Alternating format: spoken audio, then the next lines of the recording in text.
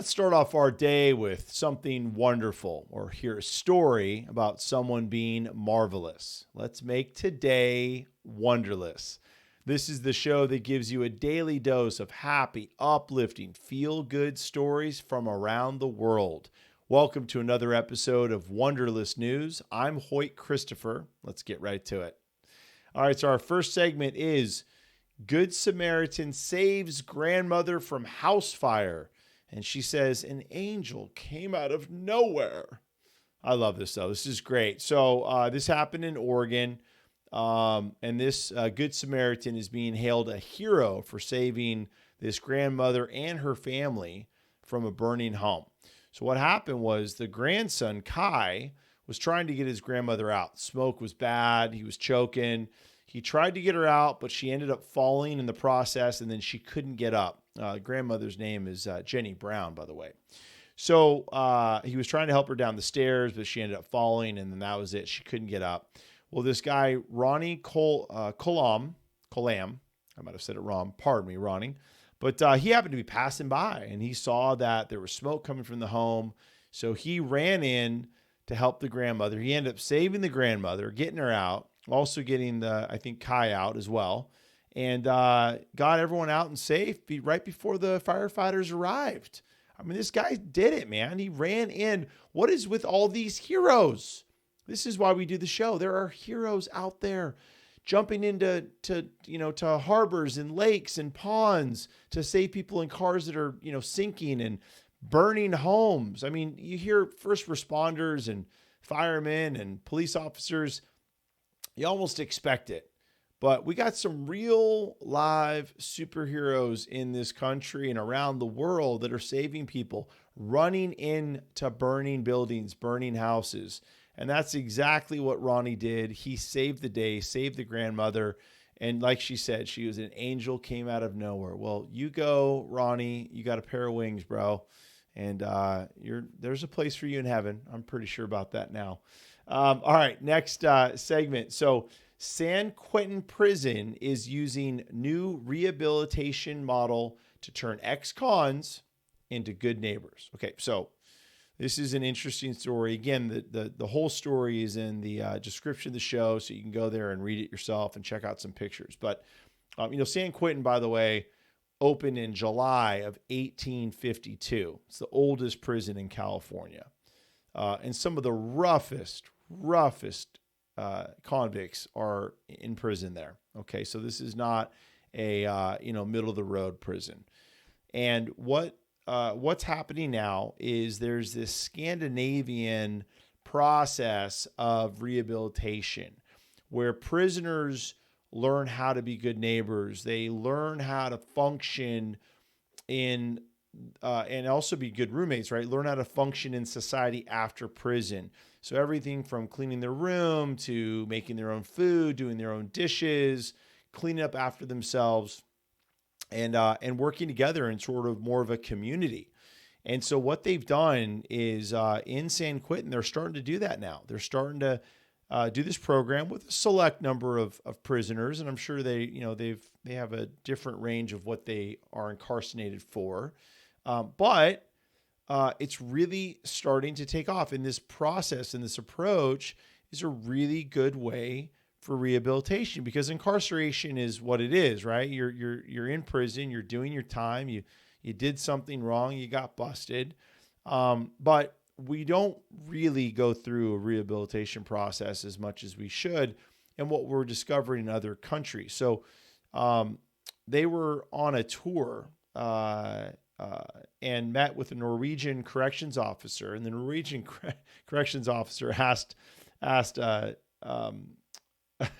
Tompkins, who's mentioned in this article, who's from our U.S. prison system, and said, what's a good day on the job look like? And he's like, getting home to my family safe and unassaulted.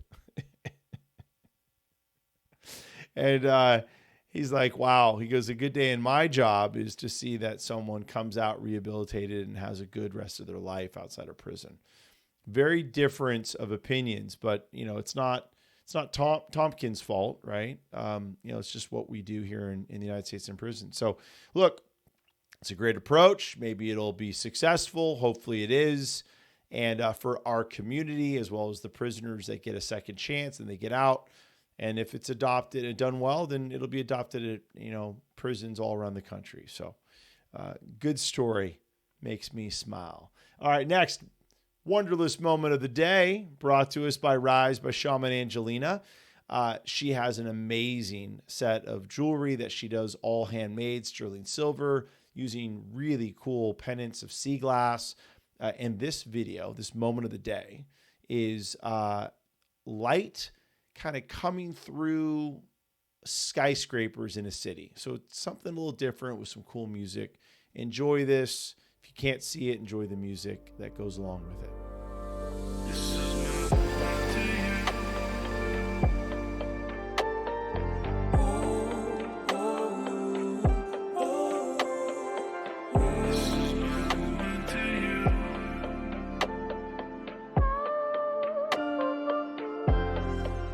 Something I just like that.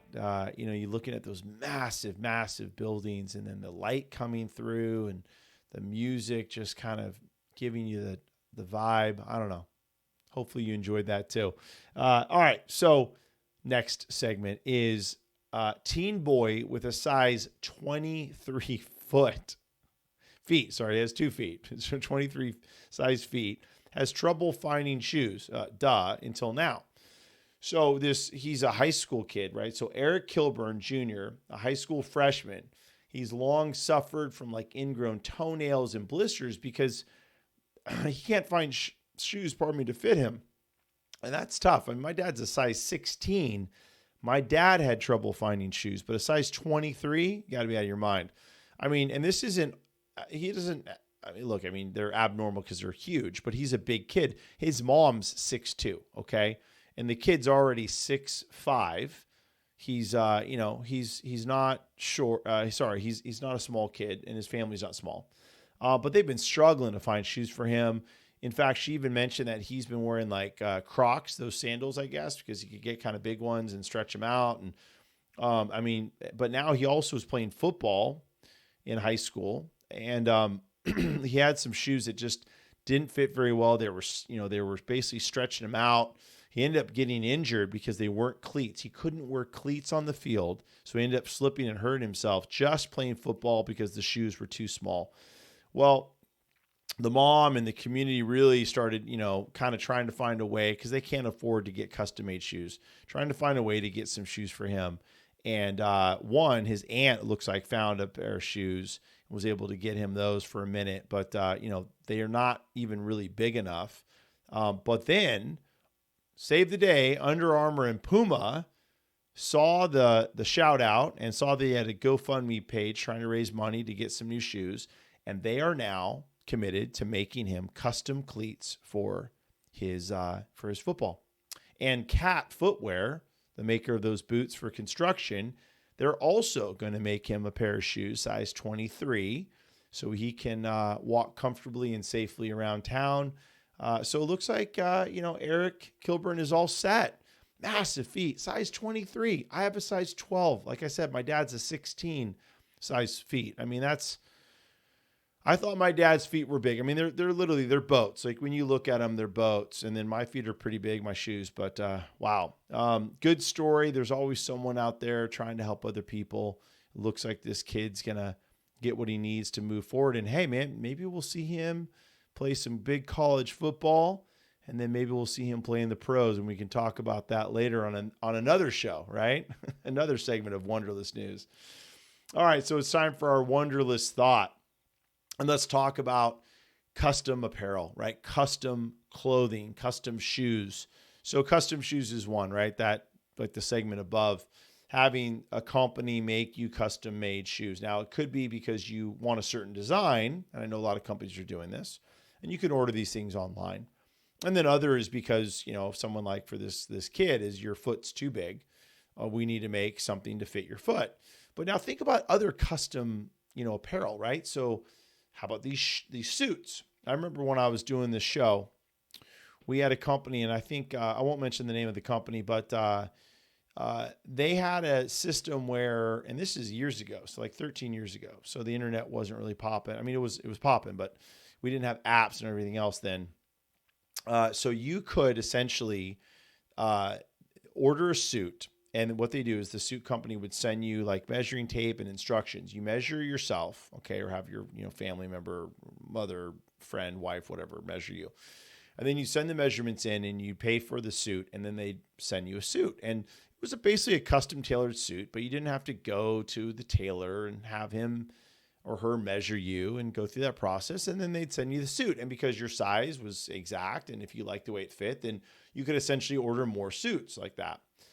And because of that, because it was done in that manner, and I think these suits were made in China, so they could do it cheaper. You could get some really amazing custom suits for very low cost. But now this is starting to become more of a thing. It's custom jeans, it's custom shirts, it's custom shoes, it's custom suits.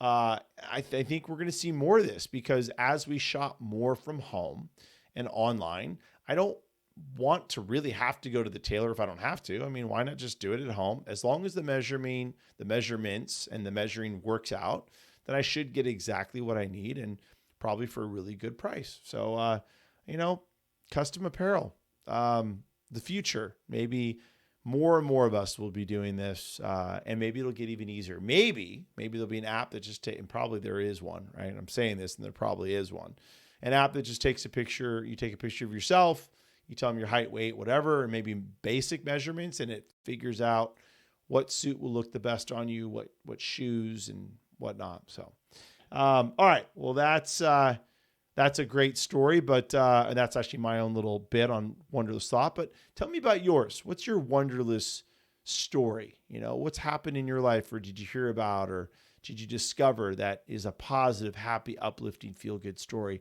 I'd like to talk about it here on the show. Send it to me at wonderlessnews@gmail.com, and we'll do it right here. And I'll give you a shout out, or if you want to stay anonymous, then I'll leave you out of it. But look, thanks again for watching and listening. I'm Hoyt Christopher. This is Wonderless News, and I will be seeing you tomorrow.